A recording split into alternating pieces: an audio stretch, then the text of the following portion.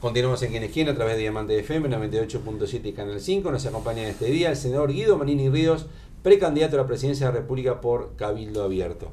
Tanto el Partido Nacional como desde el Frente Amplio, precandidatos, han propuesto aumentar la cantidad de empleos en Uruguay, de un número de 15.000 en un caso hasta llegar a 30.000. ¿Lo cree posible en campaña electoral prometer esta cifra de nuevos empleos o es más promesa de campaña y después quizás no sea tan realidad? Bueno, yo no me atrevería a dar números que después, si no se cumplen, pasan a ser parte del incumplimiento del gobierno. Pero sí, claramente hay que generar la situación para la micro, pequeña y mediana empresa del Uruguay pueda dar más trabajo. Son los generadores de trabajo por excelencia en el sector privado. Claramente hay que generar la situación. Si cada una de esas micro, pequeñas y medianas empresas contrataran a un empleado más, cambiaría totalmente la realidad del desempleo en el Uruguay. Para eso hay que generar condiciones. No puede ser que un empleado más sea un problema más para cualquier empresa de cualquier nivel. Tiene que ser algo en el cual... ¿Y por qué es un problema? Y porque todas las cargas, todos los, digamos, las leyes que se han ido haciendo, los acuerdos, a veces las negociaciones que se han hecho con sindicatos, los consejos de salario, dice usted. Consejos de salario y todo, hacen que sea muy rígida la relación y que muchas veces termina siendo algo muy oneroso para cualquier empresa a cualquier nivel, que termina generando que los números no le cierran. Entonces, cuando esto es una realidad que la estamos viendo hace años, nadie se puede hacer el distraído en esto. Muchas empresas, cuando pueden prescindir de algún empleado, lo hacen porque van achicando los problemas que tienen. Y eso es lo que está mal. ¿Usted qué propone? ¿Flexibilizar las relaciones laborales? Yo digo de generar situaciones por las cuales la empresa que contrate más a partir de un determinado número ficto necesario según el rubro de la empresa, que el Estado no le caiga con todo el peso. Eso es que es menos impuestos. Que se le exonere de determinado tipo de tributos, etcétera. Porque en definitiva el Estado lo pierde por otro lado. Si no está trabajando esa persona, lo va a tener que atender. Pero cuando dice qué problema, ¿usted qué haría? ¿Pagaría menos despido? O sea, ¿haría menos estricto el tema de la cesta? Lo que ya está, digamos, incorporado a los derechos de los trabajadores, yo no los tocaría. Pero tendría mucho cuidado a la hora de establecer nuevos derechos, nuevos beneficios, etcétera, que van generando que los números de las empresas no cierren. Vemos en estos días cómo están cerrando algunas empresas señeras acá en el Uruguay, y bueno, y es por ese peso que tienen que afrontar que llega un momento que no pueden afrontarlo más. Esto se suma al atraso cambiario, un montón de cosas que van generando que los números no cierren. ¿Está de acuerdo con reducir la jornada laboral o sería un peso para las empresas? Bueno, reducir la jornada laboral así sin más, cuando no se exige por otro lado la productividad acorde. Si usted me dice en las 6 horas van a hacer lo mismo que hoy hacen en 8, se puede discutir. Ahora reducirlo para que tengan más tiempo libre, me parece que es complicar más a las empresas y es asegurar más desempleo en el futuro. Hay una suerte de egoísmo. Al que hoy está trabajando, todos los beneficios, todas las ventajas, mejores condiciones de trabajo, menos horas, es favorecido claramente por cada una de ellas, pero le estamos cerrando el paso a los nuevos, a los que no tienen trabajo. No los dejamos ingresar al mercado de trabajo porque ninguna empresa con esas condiciones va a querer incorporar más gente. Entonces, es un problema que hay que mirarlo en su conjunto. Tenemos que hacer las cosas de tal forma que no se corte el ciclo del trabajo. Entonces, para mí, el prometer números de puestos, cantidad... Usted no se anima a ningún número, ni 10 empleos más. Yo no diría ni... Sí, porque aparte lo hemos hecho. Nosotros no venimos acá con promesas de año electoral, lo hemos hecho por escrito. Yo mismo le entregué al presidente de la República, a las autoridades económicas, un documento con 22 puntos para darle oxígeno a la micro, pequeña y mediana empresa nacional, con ese espíritu de que puedan tener espacio para contratar más empleados. Ese es el verdadero mercado de trabajo, digamos, incentivado, de esa forma, dándole condiciones, realidades. Cuando viene una empresa extranjera a instalarse en el Uruguay, lo primero que le dice al gobierno, no, si no me das tal y tal concesión, exoneración o beneficio, no vengo. y el gobierno se los termina dando, ya sea zona franca, le compramos la energía que le sobra al precio que ellos marcan, le hacemos la vía de ferrocarril, lo que sea, le damos todo a la empresa extranjera que viene, porque si no, no viene.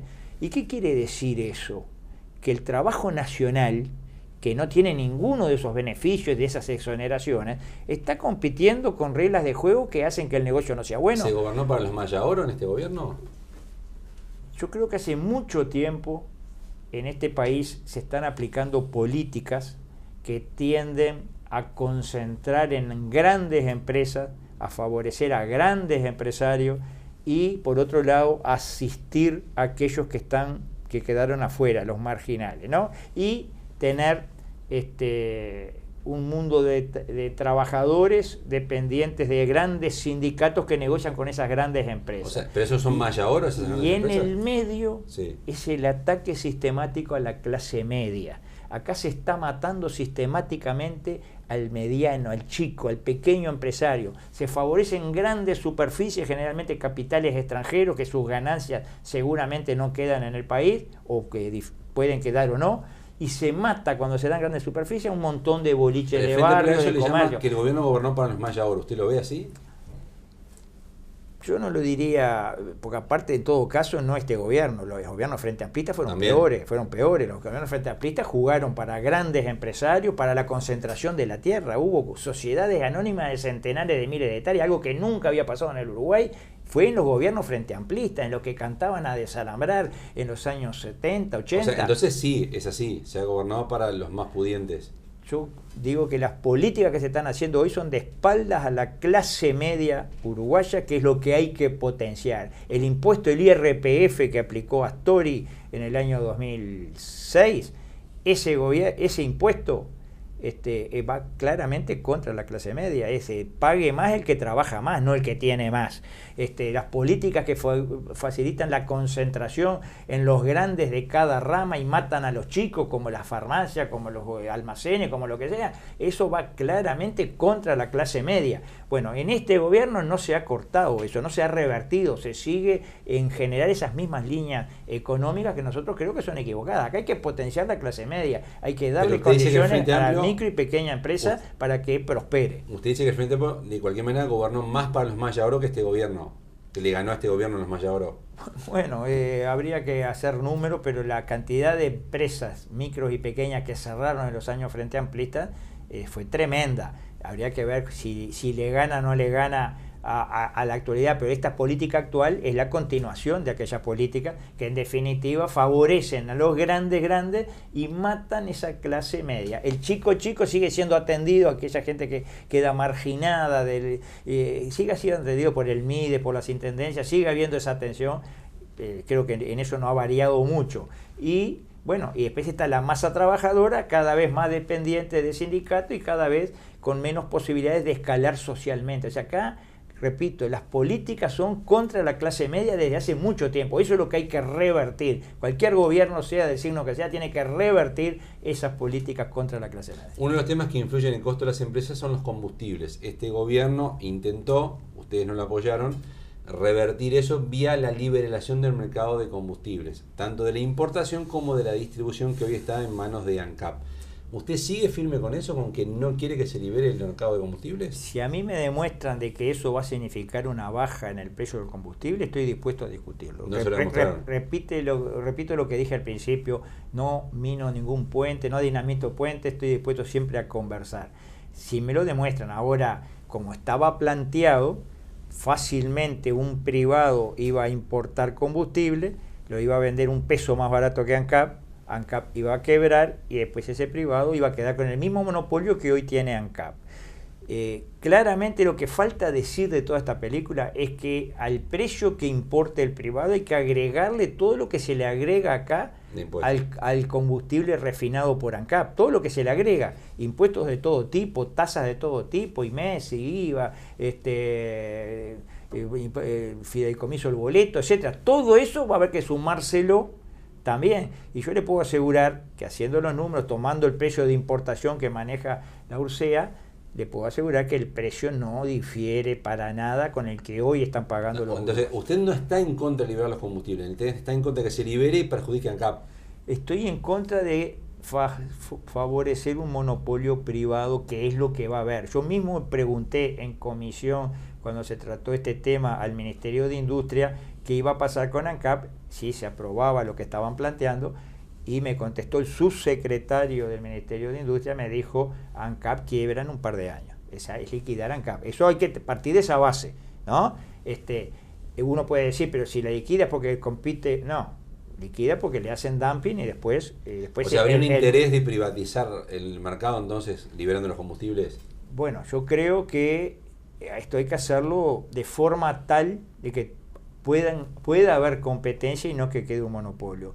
A veces se compara el tema de los combustibles con el mercado de los seguros o con el de los celulares, mostrando lo bien que anduvieron los seguros y los celulares, y que con el combustible va a pasar lo mismo. Son cosas muy diferentes. Muy diferente. La estructura que necesita el mundo del combustible no es el mismo de los celulares ni de los seguros. Aparte, hay algo, yo sé que mucha gente parece que no le importa, se ríe, hay algo que es estrategia de país. El Uruguay podrá quedarse sin seguros, podrá quedarse sin celulares un tiempo, pero no puede resistir que le corten el abastecimiento de gasoil, por ejemplo, si depende de un importador. Aquí hubo hace un par de años provincias argentinas que se quedaron sin gasoil. Si nuestro proveedor fuera argentino, seguramente o probablemente podría cortarnos a nosotros ese suministro de gasoil. ¿Usted se imagina el Uruguay una semana o un mes sin gasoil, lo que puede llegar a pasar? Colapsa el país. O sea que hay aspectos que son estratégicos. Y la única forma de proteger a ANCAP es un monopolio, no hay forma de protegerla que no sea un monopolio. No, yo digo que ANCAP, primero que nada, tiene que dedicarse a su esencia, que es el mundo de los combustibles, ¿no? Hay cosas laterales que perfectamente... Usted Portland lo sacaría, por ejemplo. Si dan pérdidas, yo no estoy cerrado a hablar de esos temas y voy a hacer las cosas con sentido común.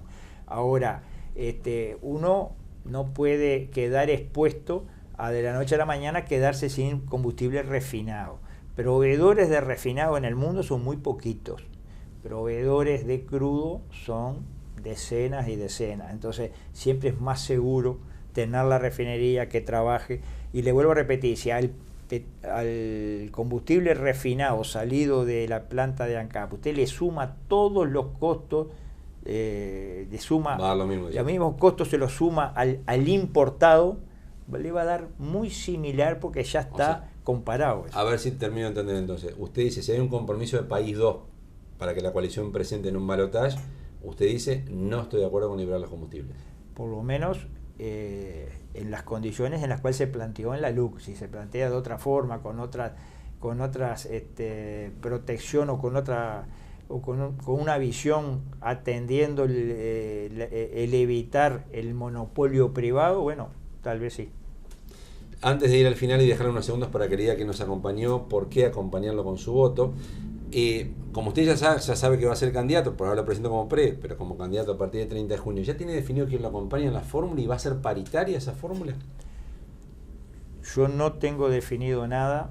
El compañero de fórmula o compañera de fórmula lo va a elegir la convención nacional que se elige el 30 de junio, o el Congreso Nacional, como le llamamos nosotros en Cabildo. Ese Congreso reunido va a ser el que va a decir quién es mi compañero de fórmula. Yo hoy por hoy no quiero ni manosear nombres porque va a depender también de cómo se dé esa votación, de las mayorías relativas que haya dentro de Cabildo Abierto. Y eso justamente para algo la ley electoral establece que es la convención. Yo estaría un poco excediéndome en mis facultades y digo, hoy va a ser fulano cuando todavía falta toda esa instancia. O sea, la noche del 30 de junio usted no anuncia ninguna fórmula entonces.